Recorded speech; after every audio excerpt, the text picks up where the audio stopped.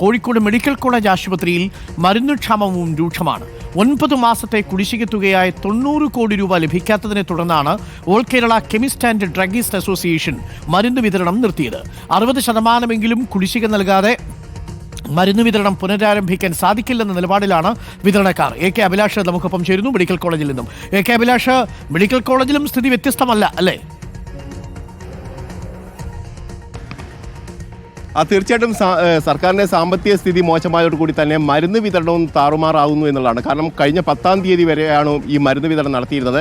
അതിനുശേഷം ഈ കുടിശ്ശിക നികത്തിയിട്ടില്ലെങ്കിൽ മരുന്ന് വിതരണം നടത്തില്ല എന്ന് നേരത്തെ തന്നെ മുന്നറിയിപ്പ് ഈ വിതരണക്കാരുടെ ഭാഗത്തുണ്ടായിരുന്നു. അത് ഇപ്പോൾ പ്രാവർത്തികമാകുകയും ചെയ്തിരിക്കുന്നു. അതുകൊണ്ട് തന്നെ ഇപ്പോൾ പല സ്ഥലങ്ങളിലും മരുന്ന് ലഭിക്കുന്നില്ല എന്നുള്ളതാണ് പ്രധാനപ്പെട്ട കാര്യം. ഇതിൽ മറ്റൊരു കാര്യം കൂടി ചേർത്ത് വായിക്കേണ്ടത്, കാരണം മെഡിക്കൽ ഉപകരണങ്ങളുടെ വിതരണത്തിലെ ആ കുടിശ്ശിക വലിയ തോതിലുണ്ട്. കോഴിക്കോട് മെഡിക്കൽ കോളേജിൽ മാത്രം 32 കോടി രൂപ നൽകാറുണ്ട്. അതും നിർത്തിവെക്കാൻ ഒരു തീരുമാനത്തിലേക്ക് വിതരണക്കാർ പോകുന്നു എന്നാണ് ഇപ്പോൾ നമുക്ക് മനസ്സിലാക്കാൻ കഴിയുന്നത്. കോഴിക്കോട് ബീച്ച് ആശുപത്രിയിൽ 1.25 കോടി രൂപ മാത്രമാണ് ഇത്തരത്തിൽ വിതരണം കുടിശ്ശികയുള്ളത്. പക്ഷേ അത് ഇപ്പോഴും നൽകാത്തതിനെ തുടർന്ന് കഴിഞ്ഞ 10 മാസത്തോളമായി അവിടെ കാത്ത് ലാബ് പ്രവർത്തിക്കുന്നില്ല, അവിടെ സർജറി നടക്കുന്നില്ല. ഏതാണ്ട് ദിവസേന 40-50 ആൻജിയോപ്ലാസ്റ്റി, ആൻജിയോഗ്രാം ശസ്ത്രക്രിയ നടത്തിയിരുന്ന ഒരു സ്ഥലം കൂടിയാണ്. അത്തരത്തിൽ നിരവധിയായ പ്രശ്നങ്ങൾ ഈ മെഡിക്കൽ മേഖലയിലും നടക്കുന്നു എന്നുള്ളതാണ്. ഏതായാലും മരുന്ന് വിതരണം ഇന്നത്തോടു കൂടി അല്ലെങ്കിൽ മരുന്ന് ലഭ്യമാകാത്ത ഒരു സ്ഥിതിയിലേക്ക് പോകുന്നു എന്നാണ് ഇപ്പോൾ നമുക്ക് മനസ്സിലാക്കാൻ കഴിയുന്നത്. എന്താണ് ചേട്ടാ, ഇപ്പം മരുന്ന് ലഭ്യമാണോ? ഇപ്പം ഇന്നലെ ഒന്നും മരുന്ന് കുറേ കുറവാണ്. ഇന്നലെ തന്നെ മരുന്ന് കുറേ കുറവാണ്. കുറേ പുറത്തുനിന്ന് വന്നിട്ടുണ്ട്. ചേട്ടൻ ആരാ ഉള്ളത് ഇവിടെ? അമ്മ ഉണ്ട്. എത്ര ദിവസമായി? ഇപ്പോൾ ഞങ്ങൾ 8 ദിവസത്തോളമായി. ഒരു 9-ാമത്തെ ദിവസമാണിത്. വലിയ ബുദ്ധിമുട്ട് തന്നെയാണ്. ഒരു മരുന്നിന് നമ്മൾ പോയി കഴിഞ്ഞാൽ തന്നെ 1 മണിക്കൂർ 1.5 മണിക്കൂർ ക്യൂ നിന്നിട്ടാണ് ഈ ഉള്ള മരുന്ന് ഇല്ലയെന്ന് പോലും പറയുന്നത്.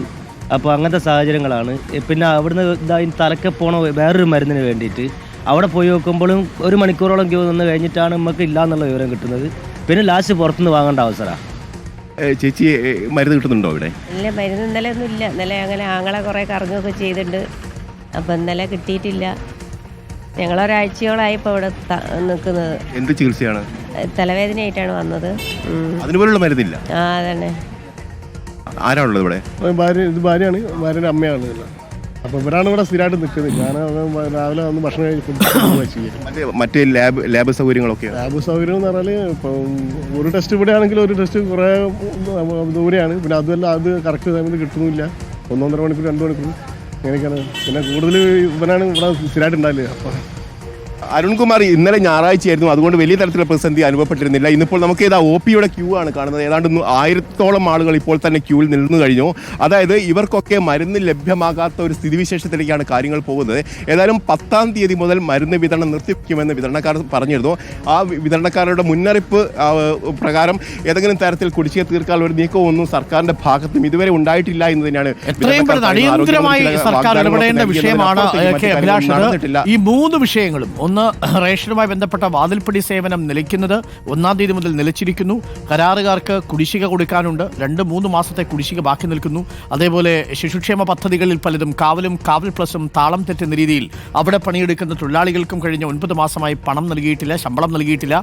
ഇപ്പോൾ Kerala chemist and druggist association മരുന്ന് വിതരണം നിർത്തുകയാണ്. 60% കുടിശ്ശിക നൽകാതെ മരുന്ന് വിതരണം പുനരാരംഭിക്കില്ല എന്ന നിലപാടിലാണ് ഇപ്പോൾ വിതരണക്കാരുള്ളത്. തീർച്ചയായിട്ടും രോഗികൾ, കുഞ്ഞുങ്ങൾ, സാധാരണക്കാരായ മനുഷ്യർ, ഇവരുടെ ജീവിതത്തെ ബാധിക്കുന്ന ഒരു രീതിയിലേക്ക് സാമ്പത്തിക പ്രതിസന്ധി പോകരുത് എന്ന് സർക്കാരിനോടുള്ള ഓർമ്മപ്പെടുത്തൽ കൂടിയാണ്. അതുകൊണ്ടാണ് ഈ വാർത്ത നമ്മളിപ്പോൾ ഈ ഘട്ടത്തിൽ തന്നെ സംപ്രേഷണം ചെയ്തതും. അപ്പോൾ സാമ്പത്തിക പ്രതിസന്ധി ജനജീവിതത്തെ ബാധിച്ചു തുടങ്ങുന്നു എന്നുള്ളത് സർക്കാരിനെ നമ്മൾ അറിയിക്കുകയാണ്. തീർച്ചയായിട്ടും സർക്കാർ അടിയന്തരമായിട്ട് ഇടപെടണം.